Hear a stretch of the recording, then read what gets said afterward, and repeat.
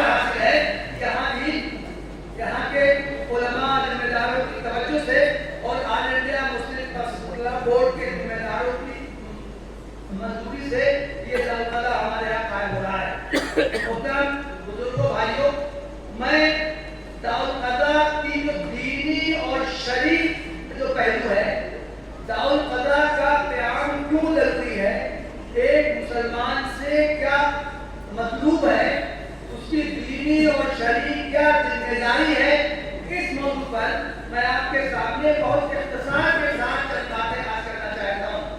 انشاءاللہ ابھی حضرت مولانا عتیق احمد قاسمی صاحب اور مولانا فضل الرحیم مجددی صاحب آپ کے سامنے بہت تفصیل سے ارشاد فرمائیں گے، اس سے کن باتوں کی مزید وضاحت ہوگی۔ میں صرف تمہید کے طور سے بہت اختصار کے ساتھ 4 نکات کی روشنی میں آپ کے سامنے باتیں عرض کرنا میں چاہ رہا ہوں۔ محترم بھائیوں، مسلمان ہونے کا مطلب کیا ہے؟ بہت سیدھا سا یہ سوال ہے۔ مسلمان ہونے کا مطلب یہ نہیں ہے کہ ہمارا نام عبداللہ عبد الرحمان۔ مسلمان ہونے کا مطلب یہ نہیں ہے کہ ہم کرتا پاجامہ پہنتے ہیں، ٹوپی لگاتے ہیں۔ مسلمان ہونے کا مطلب یہ نہیں ہے کہ ہم مخصوص طرح کی غذائیں کھاتے ہیں، گوشت کھاتے ہیں اور چکن کھاتے ہیں، بلکہ مسلمان ہونے کا مطلب یہ ہے کہ ہم نے یہ عزم کیا ہے، یہ ارادہ کیا ہے کہ ہم زندگی کے ہر معاملے میں اللہ تعالیٰ کی مرضی کو پیش نظر رکھیں گے اور اس کے مطابق زندگی گزاریں گے۔ مسلمان ہونے کا مطلب کیا ہے؟ مسلمان ہونے کا مطلب ہے کہ وہ اسلام پر عمل کرے گا، اور اسلام کیا ہے؟ اسلام کے معنی ہی ہے اپنے آپ کو اللہ تعالیٰ کی مرضی کے آگے سپرد کر دینا، سرنڈر کر دینا۔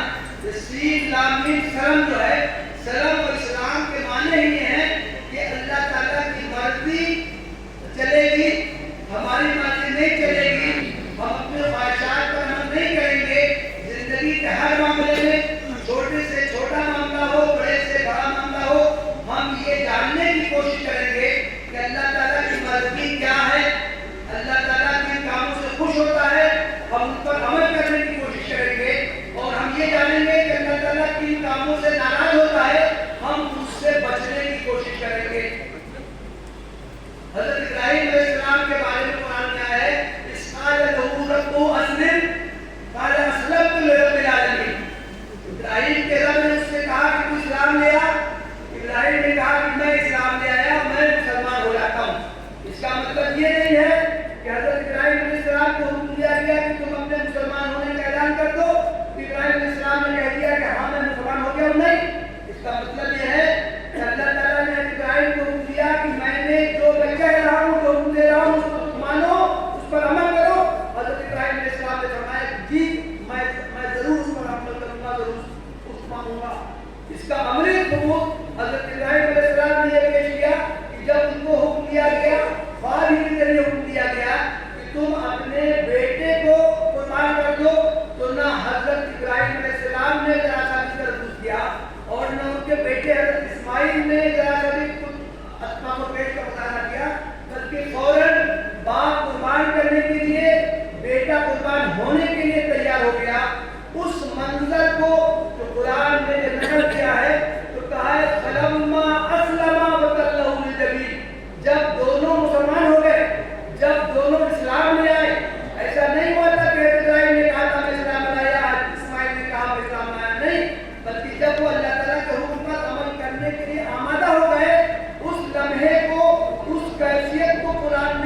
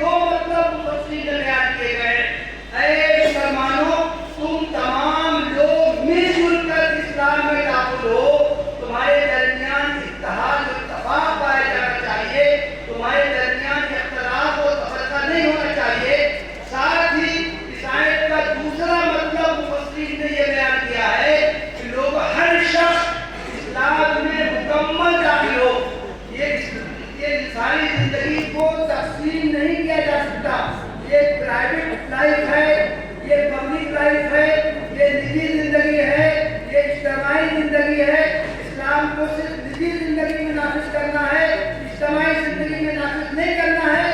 इस तरह की कोई तफसील इस्लाम में नहीं है, बल्कि ये कहा गया है कि जिंदगी के तमाम पहलुओं में तुमको इस्लाम पर अमल करना है।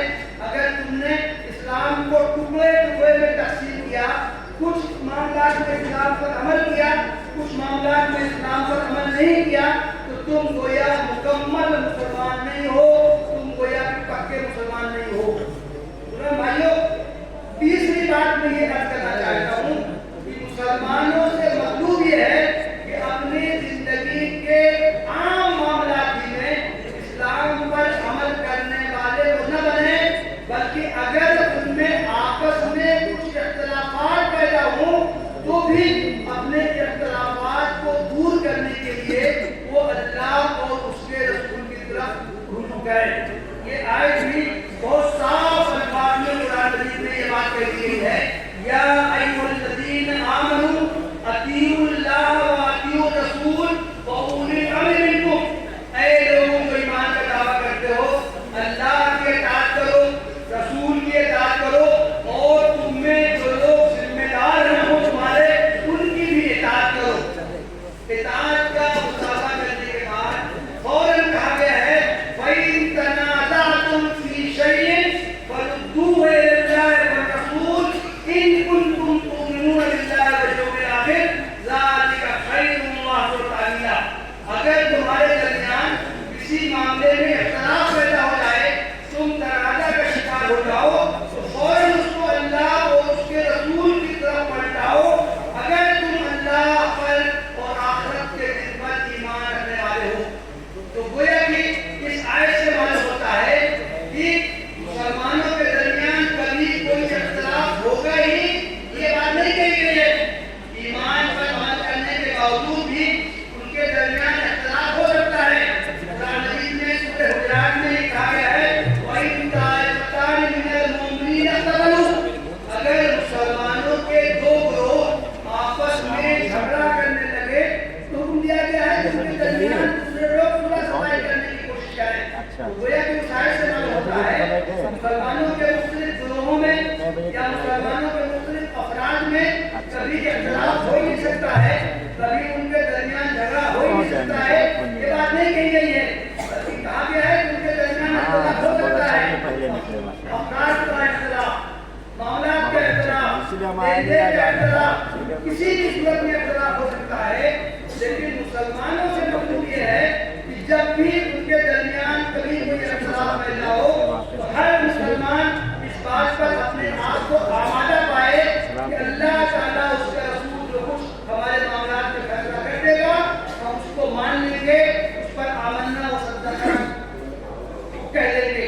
हमारे दरमियान इख्तिलाफात चाहे जैसे हों, लेन देन के इख्तिलाफात हों, तिजारत के इख्तिलाफ हों, खानदानी मामलात में इख्तिलाफ हो, रहन सहन का इख्तिलाफ हो, घर गृहस्थी का इख्तिलाफ हो, माल और जायदाद का इख्तिलाफ हो, जमीन का इख्तिलाफ हो, किसी तरह का कोई इख्तिलाफ हो सकता है। लेकिन कुरान हदीस में इख्तिलाफ को दूर करने का तरीका बयान किया गया है। हर मुसलमान से यह मुतालबा किया गया है, लाजमन उसको ये अहद करना चाहिए और उसका इजहार करना चाहिए कि हम अपने इख्तिलाफात को अल्लाह और उसके रसूल की बताई हुई हिदायत के मुताबिक अपने इख्तिलाफात का उसको दूर करने की कोशिश करेंगे। ये बात कुरान मजीद में और भी मुकामात पर कही गई है। मैं एक आयत आपके सामने और कोट करूंगा। अल्लाह ताला का इरशाद है, इन्नमा काना कौलुल मुमिनीन इज़ा दुऊ इलल्लाहि व रसूलिही लियहकुम बैनहुम अन यक़ूलू समीअना व अताअना व उलाइका हुमुल मुफ्लिहून। इस आयत का तर्जुमा हम गौर से सुनें। इसमें ये कहा गया है कि जब ईमान लाने वालों को अल्लाह और उसके रसूल की तरफ बुलाया जाए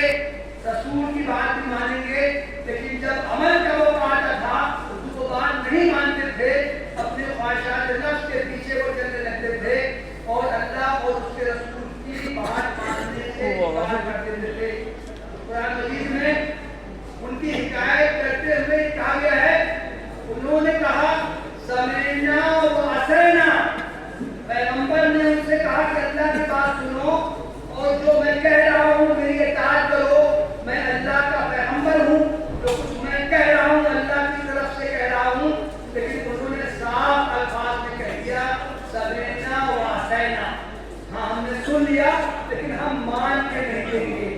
تو مفسرین نے اس آیت کی تفسیر میں ایک بہت دلچسپ بات کہی.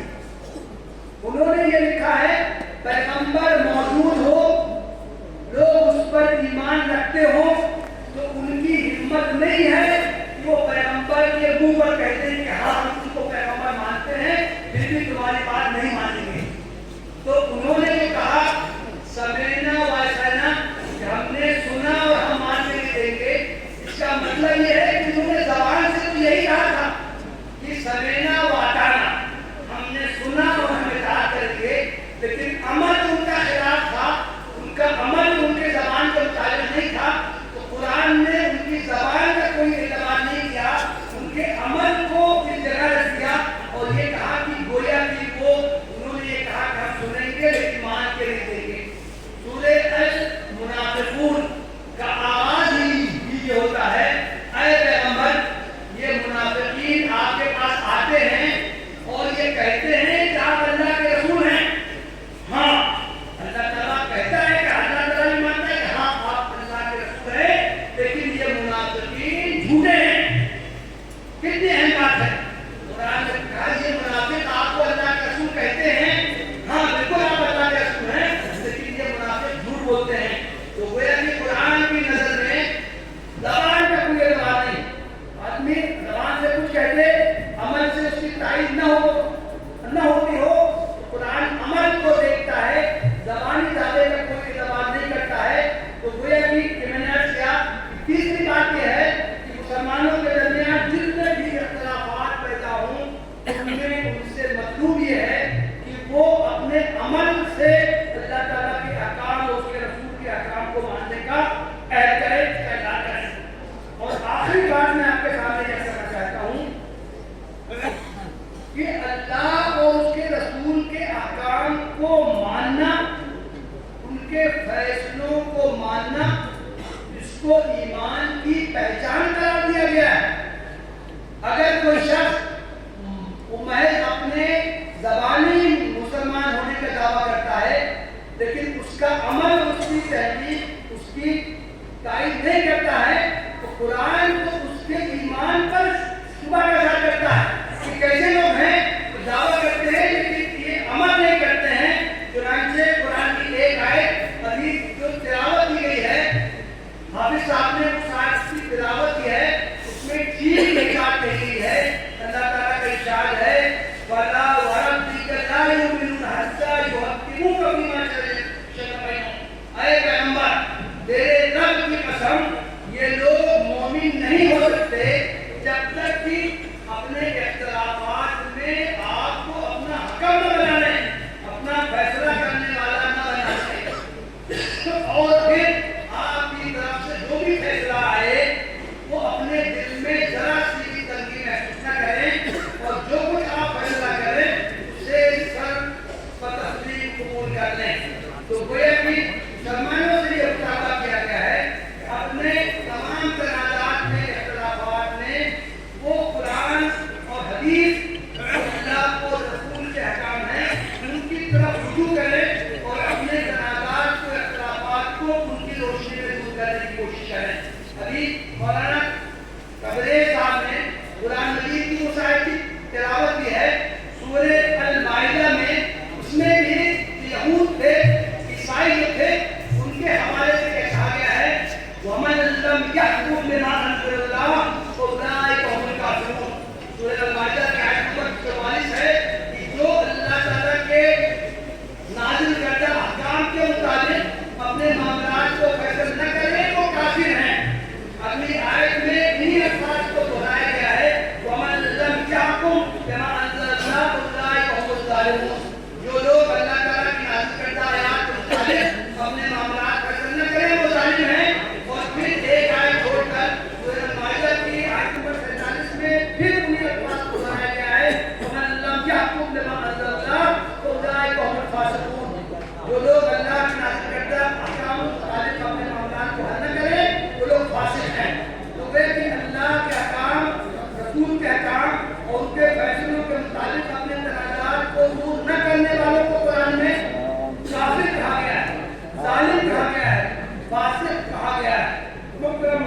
بھائیوں، ہماری یہ مجلس دارالقضا کے قیام کے تعارف کے لیے قائم کی گئی۔ دارالقضا کی کتنی اہمیت ہے سماجی زندگی میں بھی، قانونی زندگی میں بھی، عدالتوں کے معاملات میں بھی، اور دینی اور شرعی طور سے بھی دارالقضا کے ذریعے اپنے مسائل کو حل کرنا، اس کی کتنی اہمیت ہے ابھی ہمارے مولانا قدر عالم صاحب نے اس کی تفصیل سے وضاحت کی۔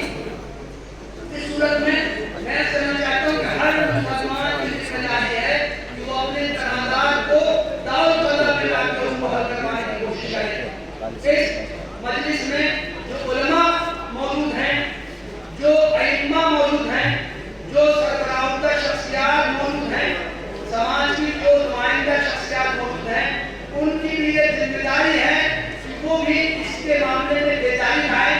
وہ جہاں رہتے ہیں، جن مساجد سے ان کا تعلق ہے، جن مدارس میں وہ تدریس کرتے ہیں، جن آبادیوں میں رہتے ہیں، ان کی یہ ذمہ داری ہے کہ وہاں رہنے والے مسلمانوں کو بھی اس کام کی طرف کی اہمیت کی طرف ان کی توجہ مبذول کریں۔ ان کو اگر ان کے درمیان کچھ اختلافات پیدا ہوں تو ان کو حل کروانے کی کوشش کریں، ان کو دارالقضا میں لائیں، اور دارالقضا کے ذریعے قرآن و حدیث کی روشنی میں جو کچھ ان کے معاملات کا فیصلہ ہو، ان کے اندر یہ آمادگی پیدا کریں، وہ ہر حال میں ان فیصلے کو قبول کریں گے۔ ہمارے لیے انتہائی خوشی کی بات یہ ہے، عام طور سے ملک میں جو دارالقضا قائم کیے جاتے ہیں ان میں ایک اہم چیز ہوتی ہے کہ مستند قاضی کو فراہم کرنا ایک بہت بڑا مسئلہ ہوتا ہے، اس لیے کہ عام کوئی عالم، عام کوئی مفتی یہ معاملات کو حل نہیں کر سکتا۔ صرف وہی شخص کر سکتا ہے جس نے باقاعدہ قضا کی تربیت حاصل کی ہو۔ ہمارے شہر بہرائچ کو یہ خصوصیت حاصل ہے کہ یہاں جو دارالقضا جو قائم کیا گیا ہے، اس کے جو بانی ہیں، جو نگراں ہیں، وہ مولانا مفتی زبیر احمد ندوی صاحب ہیں۔ ان کا تعلق اسی شہر بہرائچ سے ہے۔ انہوں نے دارالعلوم نہضت العلماء سے اعلیٰ تعلیم حاصل کی ہے۔ اس کے علاوہ عمارت شریعہ بہار میں ہے، وہاں جو دارالقضا قائم ہے، جو قاضیوں کی تربیت کا ادارہ قائم ہے، وہاں سے انہوں نے قضا کی تربیت حاصل کی ہے۔ علمی و شخصیت بھی ہیں، کئی کتابیں انہوں نے تاریخ کی ہے، اور خود ابھی ایک ان کی کتاب فقہی قواعد کے نام سے ایک ضخیم کتاب شائع ہوئی ہے،